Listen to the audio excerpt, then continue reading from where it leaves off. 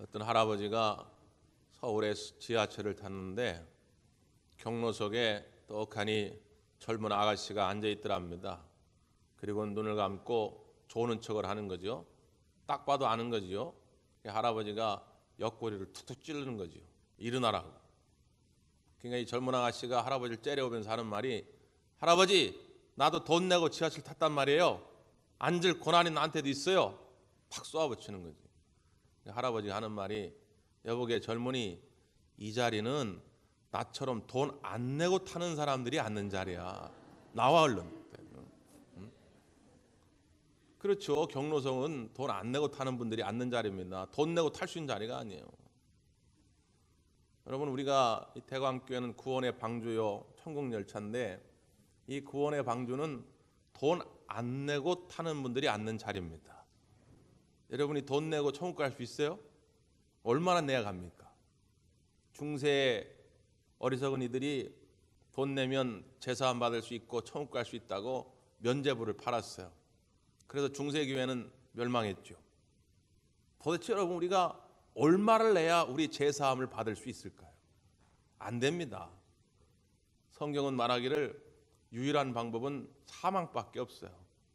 우리의 죄의 삭은 사망입니다.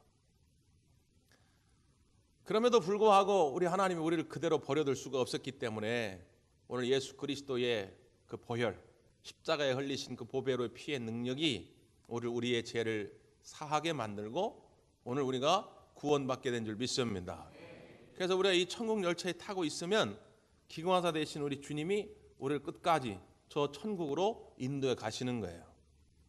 조금 바람 불어 흔들린다고 겁날 거 없어요. 우리의 기관사는 누구시라고요? 우리 예수님이 끌고 가시는 겁니다. 가다가 조금 속도가 느려질 수도 있죠. KTX 타면은 한 200km 이상 쫙 가는데 가다가 속도가 줄어들 때가 있어요. 그럼 가가지고 기관사 멱살 잡고 왜 줄이냐고, 나 부산 가야 되는데 200km 달려야 되는데 왜 50km밖에 안 가냐고 따지지 마세요. 승객님, 지금 대전역이라 여기 내려드려야 돼서 좀 줄이는 거예요. 다 줄이는 이유가 있어요. 내 생각하고 다르다고 왜 빨리 가야 되는데 왜 내 뜻대로 안 되냐고 불평하실 필요도 없어요. 오늘 우리가 이 믿음으로 천국 열차에 타셨으면 우리 주님이 안전하게 천국까지 우리를 인도해 가실 줄 믿습니다. 신앙생활을 좀 그렇게 느긋하게 하면 좋을 텐데 참 그게 쉽지가 않아요. 이규태 씨가 쓴 한국인의 의식구조라는 책이 있는데 거기에 보면 우리 한국인들의 의식구조를 설명하는 가장 그 상징적인 말로 쿼터리즘이라고 하는 단어를 씁니다. 쿼터리즘. 그러니까 1시간의 쿼터는 15분이거든요. 그러니까 15분주의예요. 15분주의. 예를 들어 가지고 우리가 신문을 보게 되면 한 30분에서 1시간쯤 느긋하게 이렇게 기사를 꼼꼼하게 봐야 그 원래의 뜻을 알 텐데 15분도 못 본다는 거예요. 대충 훑어보고 끝나는 거예요. 그러니까 오해가 생깁니다. 특히 요즘 모바일을 통해 가지고 이렇게 뉴스 기사들을 보다 보면은 배우 정우성 여배우와 결혼 그게 나와요. 깜짝 놀라가지고 벌써 결혼했나? 그 끝까지 다 읽어보면 드라마에서 이게 나옵니다. 네? 국회의원 누구 구속? 이서 구속됐어? 읽어보면 구속될 뻔했으나 벌금 90만 원으로 구속 면함 이렇게 나와요. 그러니까 이 미끼 헤드라인 기사에 속으면 안 됩니다. 근데 그런 게 참 많이 나오거든요. 근데 우리의 성격이 급해져 가지고 이게 문제예요. 엘리베이터 타면은 그냥 닫힌 버튼 굳이 안 눌러도 되는데 누르려고 하는, 눌러도 한 번만 누르면 되는데 꼭 타면은 이렇게 누르는 거예요. 그렇게 누른다고 계속 닫혀지는 게 아니거든요. 커피를 뽑으면 100원 넣고 누르면 좀 기다려야 커피가 나올 텐데 돈 넣자마자 고개를 쳐들고 이렇게 쳐다보는 이 한국인의 조급증을 쿼터리즘이라 이렇게 말합니다. 우리 신앙생활에도 이 조급증이 문제예요. 우리가 주님께 맡기고 이 천국 열차를 탔으면 주님이 인도하시는 대로 좀 기다려 봐야지요. 하나님이 이끄시는 대로 좀 기다려 봐야 되지 않겠습니까? 근데 참 내 뜻대로 안 된다고 쉽게 원망하고 불평하다가 결국 광야길에서 더 고생을 하게 돼 있어요. 자, 오늘 말씀 가운데도 그 이야기가 등장합니다. 오늘 말씀의 배경은 뭐냐면 이스라엘 백성이 이제 출애굽을 하게 되죠. 출애굽한 곳이 어디냐면 이집트, 애굽의 북동쪽에 있는 라함셋이라는 곳입니다. 이렇게 애굽이 길다랗게 생겼는데 그 길다란 나라의 이 오른쪽에 나일강이 흘러요. 그러니까 지금도 그런데 옛날이나 지금이나 국민의 95%가 다 이 나일강 주변에 삽니다. 나일강. 근데 이 나일강의 맨 끝부분 저 위쪽에 라함셋이라는 곳이 있어가지고 당시에 그곳에 신도시를 개발하는데 신도시를 개발하기 위해서 이스라엘 백성들, 이 히브리인들을 노예로 끌고 온 거죠. 그래가지고 막 중노동을 시키는 겁니다. 그 얼마나 고통스러운지 그들이 하나님께 부르짖었더니 하나님이 그들의 울부짖음을 들으시고 모세를 세워가지고는 모세를 통해서 그 라함셋으로부터 해가지고 한 200만 명 되는 히브리인들이 이제 탈출을 감행하는 거죠. 그런데 이제 이 애굽의 이 북동쪽 이 라함셋이라는 곳에서 하나님이 예비하신 약속의 땅 가나안까지 가는데 어느 길이 대로냐면 블레셋 사람들의 땅의 길이라고 이름 붙여진 대로가 있어요. 오늘 본문에 나오는 블레셋 사람들이 다니는 땅의 길. 이 길은 원래 이제 무역로도 쓰이기도 하고 군사적인 용도로도 쓰이기도 하는 잘 닦여진 대로입니다. 물론 지금처럼 무슨 아스팔트 이런 게 아니고 하여튼 사람들이 자주 왕래하는 그런 길입니다. 그래서 이 길을 통해 가지고 가나안 땅까지 가게 되면 빠르면 보름, 넉넉히 잡으면 한 달 정도면 도착을 합니다. 그런데 이상하게도 하나님은 그 길로 블레셋 사람들의 육로 그 땅의 길로 인도하지 아니하시고 남쪽 홍해 광야길로 이스라엘 백성을 인도합니다. 그 홍해 광야길로 가서 무려 몇 년이 걸렸냐? 40년이 걸린 겁니다. 잘 이해가 안 되지요. 하나님의 인도하심이 믿음 없는 눈으로 보면 정말 이해가 안 됩니다. 왜 그랬을까? 오늘 성경은 그 이유를 이렇게 설명하고 있죠. 본문을 한번 다시 읽습니다. 17절 말씀. 17절. 시작.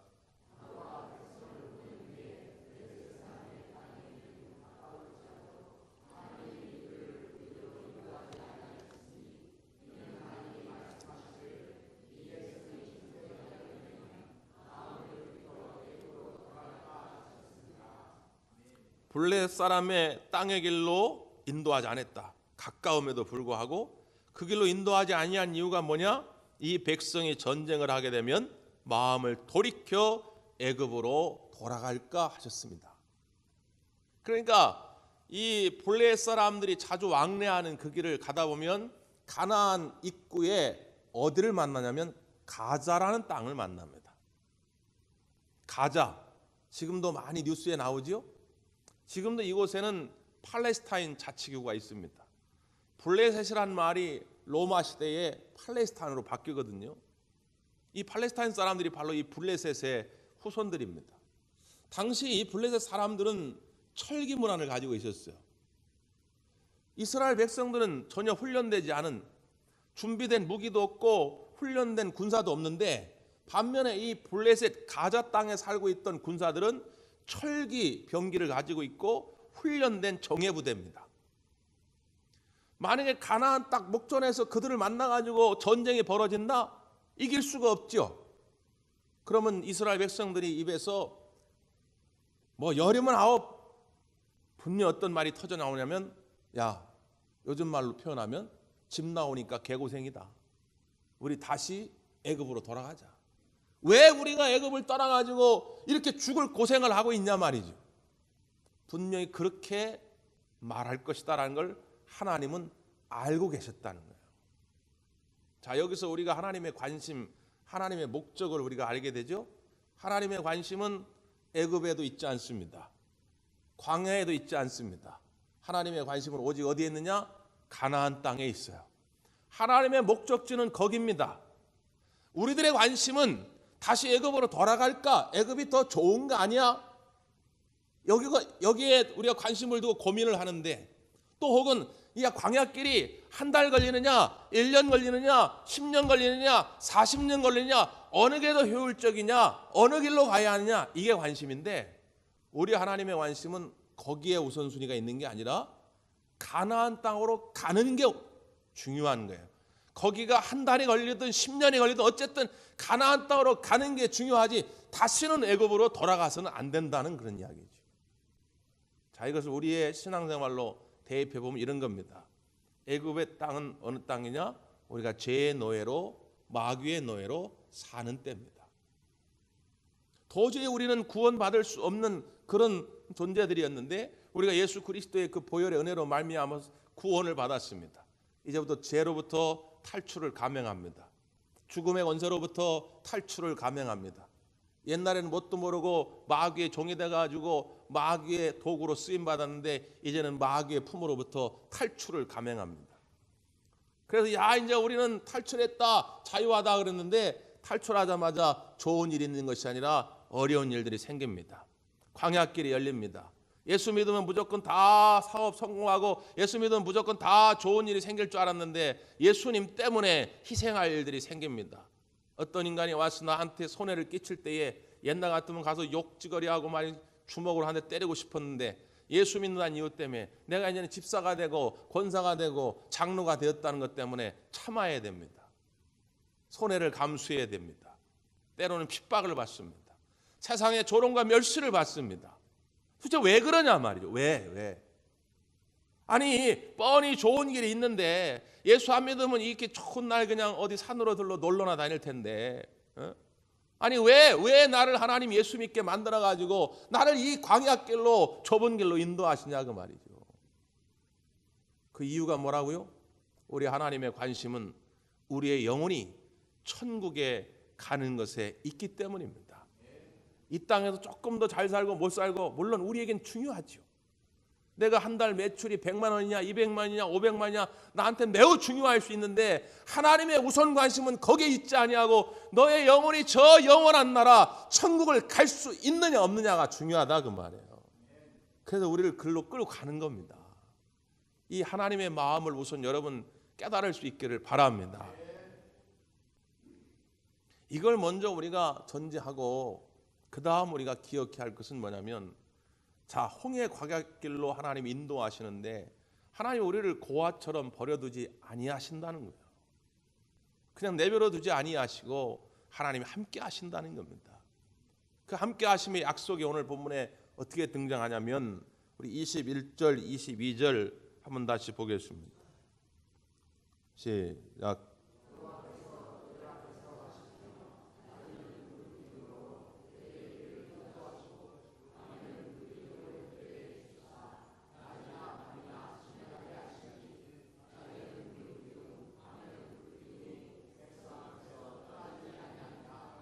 아멘. 낮에는 구름 기둥으로, 밤에는 불 기둥으로 하나님이 인도해 가신다는 거예요. 주의할 점은요, 그 낮에는 구름 기둥, 밤에는 불 기둥이 그들 앞에서 가시며 이렇게 돼 있어요. 이 순서가 굉장히 중요합니다. 우리는 흔히 하나님을 나의 심부름꾼으로 생각하고 하나님을 자꾸 나보러 따라오라고 할 때가 많거든요.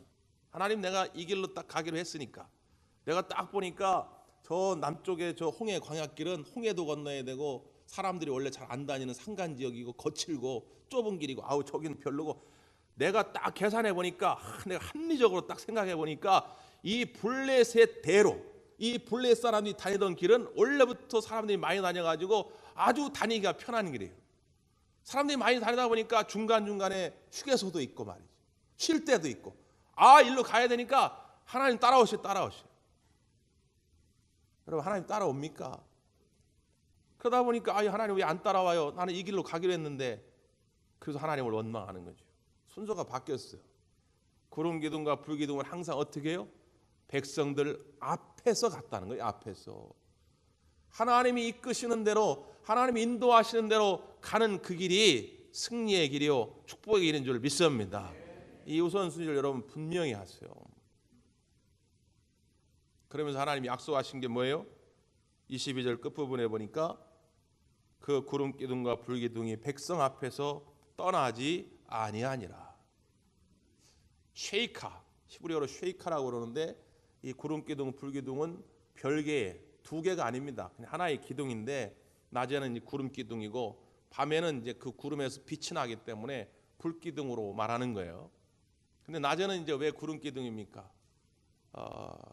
장정만 60만, 아이와 여인들까지 합하면 한 200만 명인데 낮에는요 이 지역이 엄청 더워요. 40도, 50도까지 올라갑니다. 그때 그 구름 기둥이 그 200만 명의 사람들을 쉼으로 인도하는 거예요. 그늘을 쫙 만들어 주면서 힘들지 않도록 말이죠. 밤에는요 엄청 춥습니다. 이 지역 기후가 희한해요. 제가 성지순례 예전에 갔을 때 시내산에 올랐는데 올라갈 때 낮에 올라갔거든요. 올라갈 땐 땀을 뻘뻘 흘리면서 올라갔어요. 근데 정상에 가니까 밤이 된 거예요. 밤이 되니까 영하의 기온 떨어집니다. 얼마나 추운지 몰라요. 벌벌벌 떨다 왔어요. 그런 곳입니다. 밤에 추울까 봐 불기둥으로 하나님이 난로처럼 따뜻하게 이스라엘 백성을 지켜주시는 거죠. 여러분, 우리의 인생이 사막길 정말 탈진할 정도로 더운 길일지라도 우리 하나님이 함께 하셔서 우리에게 쉼을 만들어 주시고 안식처를 만들어 주실 줄 믿습니다. 때로는 우리가 너무 추워서 인생의 한파를 만나가지고 덜덜덜덜 떨어야 할 때도 우리 하나님 오셔서 따뜻하게 우리를 지켜주시고 우리 가야 할 길을 안내하실 줄 믿습니다. 이게 이제 불기둥과 구름기둥의 상징성이죠. 근데 이 불기둥과 기름기둥이 지금은 어떻게 나타나느냐? 하나님의 말씀으로 나타나는 겁니다. 지금은 말씀의 시대예요. 말씀으로 우리를 이끌어 가는 겁니다. 성령의 시대예요. 성령이 우리의 감동을 주셔가지고 우리를 이끌어 가는 겁니다. 근데 문제는 뭐예요? 아까도 말씀드렸듯이 이 말씀의 기둥이, 성령의 기둥이 자꾸 내 뒤에 따라오라고 명령하는 거예요. 말씀의 기둥이 인도에 갈 때 그 뒤를 우리가 따라가야죠. 성령이 감동 주실 때 우리가 그 뒤를 따라가야 되지 않겠습니까? 우리 하나님은 우리를 떠나지 아니하시려고 지금도 말씀 속에 함께 하시고 시간 성령으로 함께 하고 있는 줄 믿습니다. 제가 예전에 연탄길이라는 이초란 씨가 쓴 연탄길이라는 책을 보았는데 거기에 보면 아름다운 동반자 이야기가 나옵니다. 어떤 결혼식장에서 신부가 아버지의 손을 잡고 걸어오는데 아버지가 이 딸이 넘어져요. 이 딸이 다리를 접니다. 그래서 드레스를 입고 불편하다 보니까 다리를 절고 들어가다가만 넘어지고 마는 것이. 본인도 당황하고 하객들도 다 당황하는데 그때 마침 신랑이 얼른 뛰어가더니 그 신부를 이렇게 세워가지고는 이제 이 줄에서 앞으로 나옵니다. 그리고 사람들을 참 감동 있게 한 것은 그 신부가 이제 다리 한쪽이 짧아가지고 자꾸 이렇게 균형을 못 잡고 기우뚱하니까 그 드레스 밑으로 이렇게 발을 딱 집어넣어가지고 그 신부 다리를 받쳐줘요. 그러니까 이제 신부가 딱 이렇게 바로 서게 된 것이죠. 결혼식 끝나고 신혼여행을 갔다 와서 이제 결혼식 앨범을 보려고 신부가 그 앨범을 딱 받아들었는데 그 결혼식 앨범 안에 신랑이 편지를 하나 쓴 겁니다. 당신의 영원한 동반자가 되어드리겠습니다. 당신과 동행하기 위해서 당신의 오른 다리가 기꺼이 되어드리겠습니다. 만약에 내가 당신의 그 오른 다리가 되어줄 수 없다면 차라리 당신과 동행하기 위해서 내 한쪽 다리를 절게 해달라고 하나님께 기도하겠습니다. 이런 편지를 보낸 거예요. 참 그 마음이 귀하지요.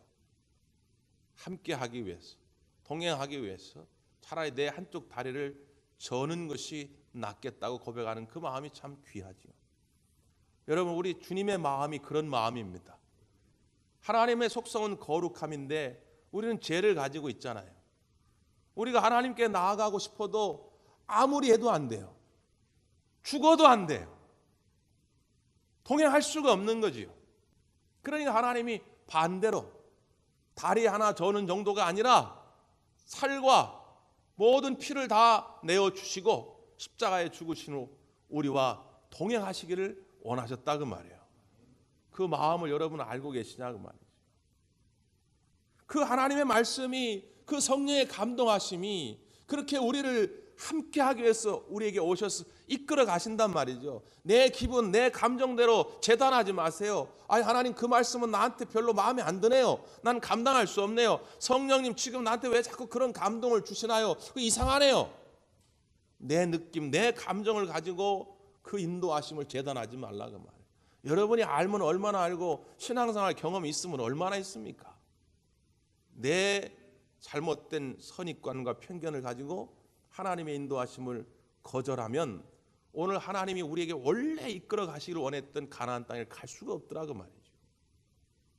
여러분 혹시 KBS 이창훈 아나운서라고 압니까? 네, 그분이 특이한 점은 맹인입니다. 우리나라 최초의 맹인 아나운서예요. 지상파. KBS 낮 12시 뉴스를 진행하죠. 이게 보통 일반 아나운서보다 더 잘해요. 이렇게 점자로 이렇게 하면서 하는데 굉장히 잘하시더라고요. 이분이 굉장히 독실한 크리스찬인데 청년의 활동도 참 열심히 하고 교회하고 교사도 하고 찬양대원도 하고 막 그런다고 그래요. 맹인인데도 피아노를 그렇게 잘 쳐가지고 피아노 치면서 막 찬양도 하고 그런다고 그래요.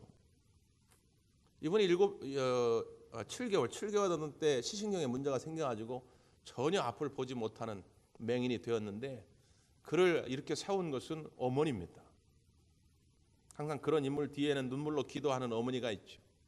어머니가 늘 그 아들을 붙잡고 너는 하나님의 사랑받는 자녀다. 하나님의 특별한 택함을 받은 자녀다. 하나님이 꿈을 주시는데 그 꿈에 도전을 못하는 것은 앞을 보지 못하기 때문에 도전을 못하는 것이 아니라 두려움 때문에 도전을 못하는 것이다. 그래서 우리가 경계하는 것은 두려움이다. 네가 용기를 가지고 나아갈 수만 있다면 하나님께서 반드시 꿈을 이루게 할 것이다. 늘 어머니가 격려해 주는 거예요. 그러니까 어렸을 적부터 앞을 보지 못했지만 그 마음에 그 꿈을 가지고 늘 사는 거지. 서울에 있는 한빛 명학교에서 초중고등학교를 나오고 어떤 꿈을 가질까 하는데 목소리가 이제 성대가 좋으니까 주변에서 자꾸 이제 그런 얘기를 한 거예요. 아나운서 가면 되고. 근데 그때만 해도 맹인이 그것도 TV에 나와서 아나운서 한다는 걸 상상도 할 수 없는 거죠. 근데 그가 늘 기도했다는 거예요. 하나님 하루하루 나를 불기둥으로 구름기둥으로 인도해 주시옵소서. 여러분 맹인인데 불기둥이 보입니까? 구름기둥이 보입니까? 여기서 중요한 진리를 우리가 하나 깨닫게 되는데 구름기둥, 불기둥은 육신의 눈으로 보여지는 게 아닙니다. 믿음의 눈을 가진 사람이 볼 수 있어요.